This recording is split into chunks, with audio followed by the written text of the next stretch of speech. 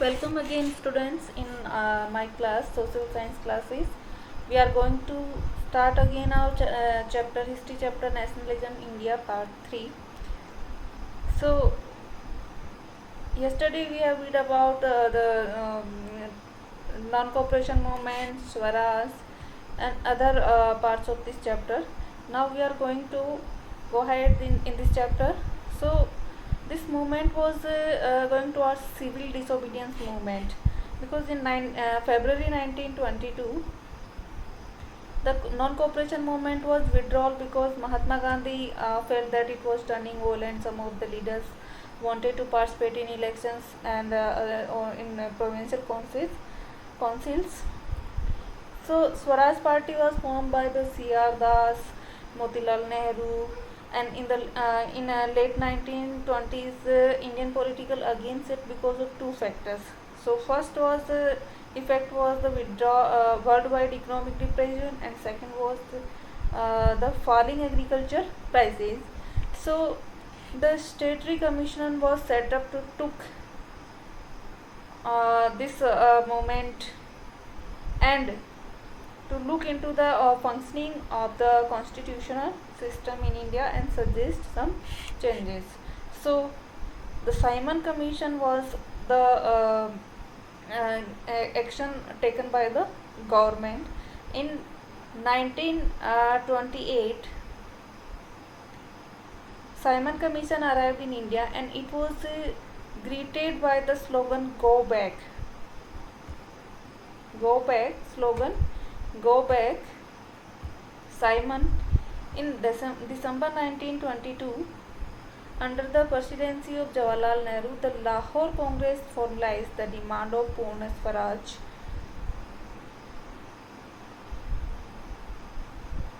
Or full independence for India. It was declared that the 26th January 1930 would be celebrated as Independence Day.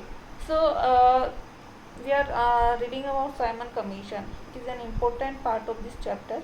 So it was constituted by the Tory government of Britain under pressure of mass movement in India, and it was the commission came into India under Sir John Simon. So it was called Simon Commission. So the what was the reason to come this Simon Commission in India? Because the Simon Commission was formed or come to India so to look into the demands of the nationalists and suggest changes in the constitutional structure of India. So it arrived in 1928 in India. So Congress and Muslim League along with other parties received the commission with black flags and slogans such as "Go Back Simon." So in October 1929, the commission recommended a dominion state for India in coming future and round table conference for discussing a future constitution for India. The first round table conference was totally failed. So and the other Congress leaders were not satisfied with this. So what were the effects of Simon Commission? So under 1929, under the presidency of Jawaharlal Nehru, the Lahore session of Congress formalized the demand of Purna Swaraj, and it was decided that 26 January 1930 would be celebrated as Independence Day. In 1930, 31st January 1930, Dr. Bhimrao Ambedkar established a depressed class association, because we see that in the depressed class, Dalits were not included or in this movement, or they were not participating in this movement. So on 31st January 1930, Mahatma Gandhi sent a letter to Victor Viceroy Irwin stating 11 demands. Among these demands, the most staring of all was demand to abolish the salt tax, which is consumed by the rich and poor. So Gandhiji chose salt as a medium of protesting against the British rules, and salt was something consumed by the rich and poor alike. So it was one of the most essential item of food. So why British government is taking revenue or taxes on this essential item of food. So on 31st January 1930, Gandhiji sent a letter to Viceroy Irving, so stating 11 demands in this letter. So ranging from in the industrialist to peasants, means इसमें जो भी 11 demands थी वो peasant से लेकर industrialist सभी के लिए थी. The most important of demand was the abolition of salt tax. So government was asked to accept the demand by 11th March, or else a full civil disobedience campaign would be launched. So the march was over, and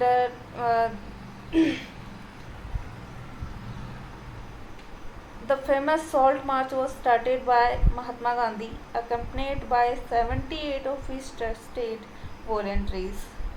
और जब महात्मा गांधी ने इस movement से मार्च को salt march को start किया, इसके against civil disobedience movement के अंडर बहुत सारे ऐसे एक्शंस और इवेंट्स हुए, जिसके अकॉर्डिंग फर्स्ट था salt march. So marked by beginning of civil disobedience movement, Mahatma Gandhi started his famous Salt March accompanied by 78 of his trusted voluntaries. Started from Mahatma Gandhi's ashram in Sabarmati to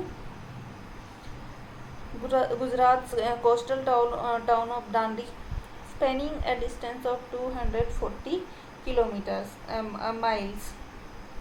From Gandhiji's ashram in Sabarmati, this salt march was started. So under the ceremonial violated the law manufacturing salt by boiling sea water. They break the law by boiling sea water and making salt. On 6th April 1930, the date is very important for you. On 6th April 1930, they reached at Dandi, and thousands of followers ceremonially violated the law, or break the law of manufacturing salt from sea water by boiling it.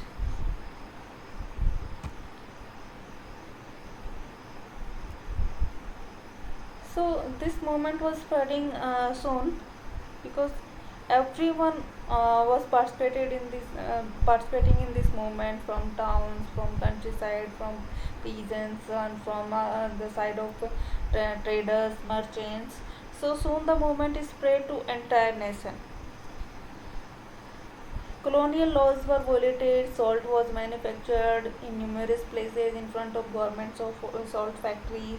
Foreign clothes were burnt, liquor shops were picked up, and peasants refused to pay revenue and chowkidari taxes.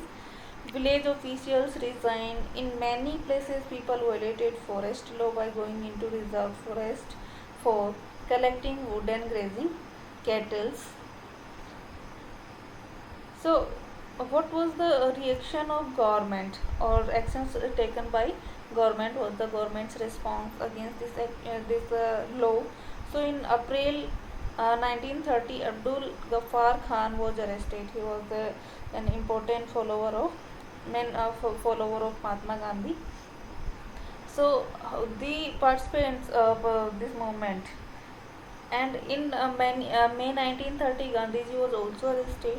So peaceful satyagrahis were attacked, women and children were beaten by the government, and about 1 lakh people were arrested. So when the movement was restarted in 1930, many of them refused to participate. The poorer peasants joined a variety of radical movements, often they led by socialists and communists.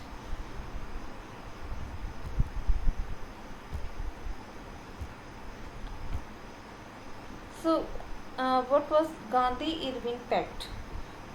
After this movement, or failure of this movement, Gandhi-Irving Pact was signed, and the end of movement. On 5th March 1930, Mahatma Gandhi called off the movement, entering into a pact with Viceroy Lord Irwin.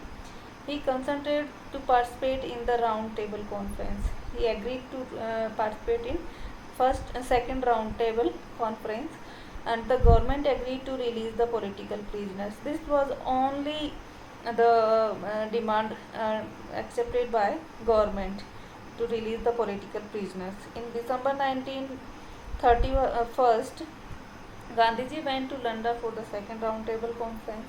The conference held was unprofitable as nothing fruitful come out of it to India.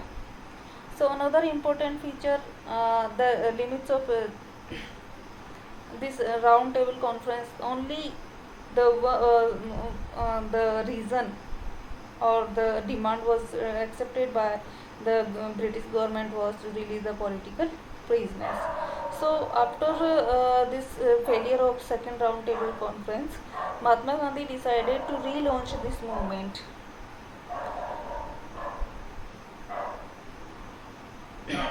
So when Mahatma Gandhi returned from round table conference, he discovered the Ghaffar Khan and Jawaharlal Nehru were in jail because in first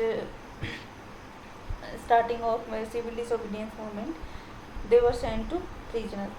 So he discovered the Ghaffar Khan, Jawaharlal Nehru were in jail. The Congress had been declared illegal, and a series of procedures had been enforced to prevent meetings, demonstrations, and boycotts. With great apprehension, Mahatma Gandhi relaunched the civil disobedience movement in 1932, but by 1934 it was momentum.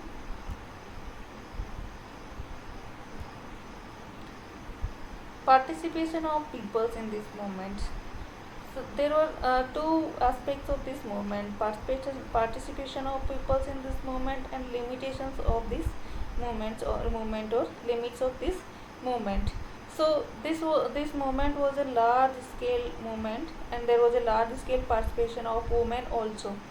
But for a long time, Congress was reluctant to allow women to hold any position of authority within the organization. So participation of people was in different parts, in different groups.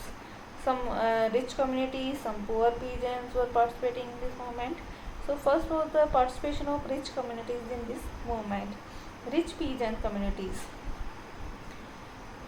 such as the Patidars of Gujarat and Jats of the Uttar Pradesh, were active in this movement. They become enthusiastic supporters of the civil disobedience movement, but they were deeply disappointed when the movement was called off in 1931.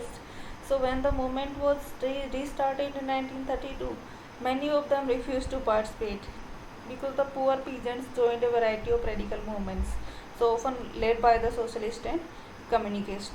So that caused a decrease in the cash income of their rich peasants communities. So they decided to oppose the high revenue demand of the government through their participation in the civil disobedience movement. This was the reason that they were participating in this movement. Next, the participation of poor peasants. Poorer peasantry were mainly small tenants that had rented land from landlords. So they found difficulties in paying their rent due to the depression and the decrease in the cash income. So they wanted to unpaid rent to the landlords to be remitted. So they were participating in this movement to decrease their revenue taxes, and they also had participated in many radical movements led by socialists. Third participation was of business classes. So there was traders and merchants in India during First World War. They got very benefited. So the business class wanted protection against imports of foreign goods and rupee sterling foreign exchange ratio that would discourage or decrease the imports. During First World War, there was excess of production in India. So they were earning incomes, or they were getting profits, but they want some securities and safeties against imports of foreign goods. So their demand was that they want the protection against imports of foreign goods, and they formed the Indian Industrial and Commercial Congress in 1920, and the Federation of the Indian Chamber of Commerce and Industries, FICCI. in 1927 and supported the disobedience movement. So they were supporting this movement to ban the imports of foreign goods or to control the foreign imports. Fourth class that was participating in this movement was industrial workers class. So they didn't participate in large number except in Nagpur region, but only some workers participated in this disobedience movement, the movement boycott of foreign goods only. There was a mass participation of women also. So another important feature of this civil disobedience movement was a large scale participation of movement. They participated in protest marches, manufactured salt and picked foreign cloth and liquor. So because of this, many went to jail. There was this large scale participation of women in civil disobedience movement.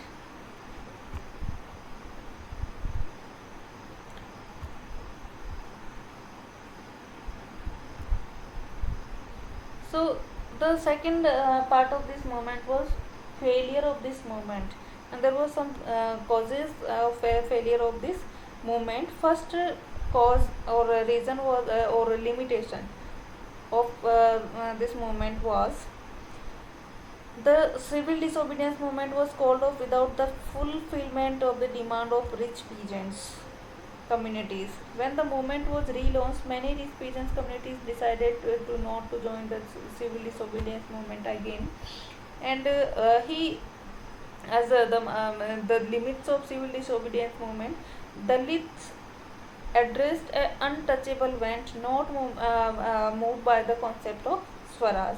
So the Congress was unwilling to support to no rent and the other reason was the Congress was unwilling to support the no rent campaign due to the fear of upsetting the rich peasant landlords.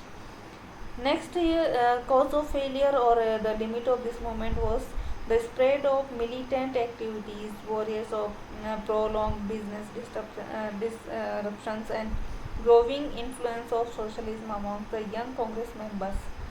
So the failure of Round Table Conference led the withdrawal of support of the movement by the business class. Next reason was industrial workers did not participate in this movement except in Nagpur. The Dalits untouchable did not participate as the Congress side with the conservative high caste Hindus. So Congress was opposing the participation of Dalits in this movement.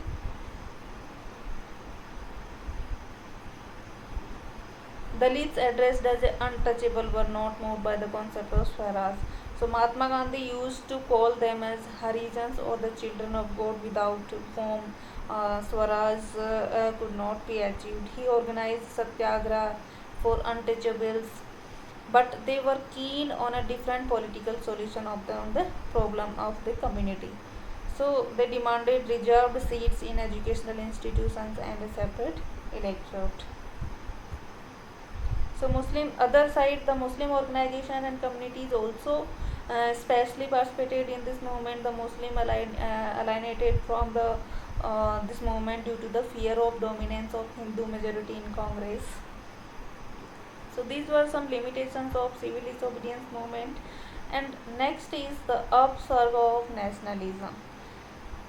The sense of collective belongingness or nationalism is spread when people begin to believe that they are all are the part of same nation.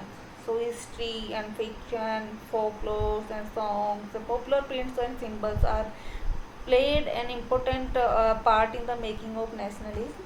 So finally, in the 20th century, the identity of India came to be visually associated with the image of Bharat Mata in sense of unity and nationalism.